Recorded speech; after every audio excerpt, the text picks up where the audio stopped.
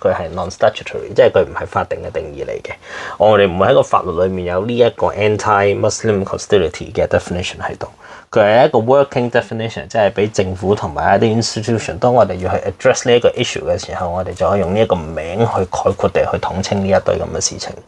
咁佢就話政府亦都不停咁戴頭盔啦，就話咧我推出呢一個嘅 definition 咧，其實就唔會影響呢一啲任何同呢啲種族啊、宗教啊或者啲歧視相關嘅任何嘅法律，所以咧我淨係俾一個 definition 出嚟嘅啫，我係唔會影響到現行法律裏面嘅任何嘢嘅。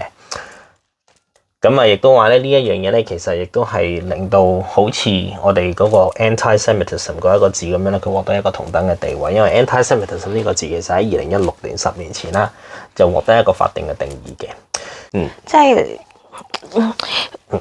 face to face 嘅時候咧，我哋唔會遇到一啲咁講嘢咁不知所謂無禮啦，同埋好傲慢嘅人。所以覺得咧，其實我只要安安穩穩打份工，我嘅人生就好平坦嘅。佢有幾通透喺邊一位啊？Ranger 係啦，咁即係咁你呢樣嘢即係點解香港人就係咁中意打工咧？就係因為香港打工好啊嘛，稅又低，人工又 OK。雖然樓價極貴，咁但係如果我份工係 secure 嘅，我今日借個 mortgage，我只要保持住而家呢一個人工去做30年嘅話咧，樣都幾美好嘅。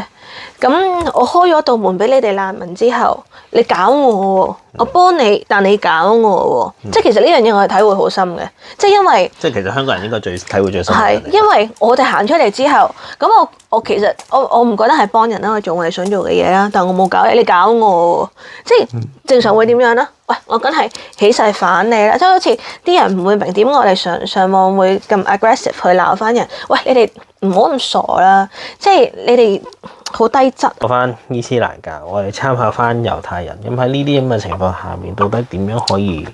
protect 到自己咧？其實咪就係去到最終，你有冇本事去成為呢一個天台上的韓國人咯？唔係叫大家去立槍去飛。呢啲最底層嘅生物咁樣，即係佢哋淨係識去揾錢，係啦，用錢去衡量前面嘅嘢。咁但係呢班人去揾到少少錢，又講少少道德，但係佢唔係好 realize 呢個世界發生咩事，就要睇嗰度嘅人民質素有幾多。話好 honest，東西德啱啱分裂嘅時候，點解佢哋？我係 buy 精英主義嘅。me too， 即係大家水平層次。咁其實如果由呢班人去 lead 住呢個社會去行嘅，咁會係點樣咧？咪變個都自私自利咯，個個都淨係諗自己咯。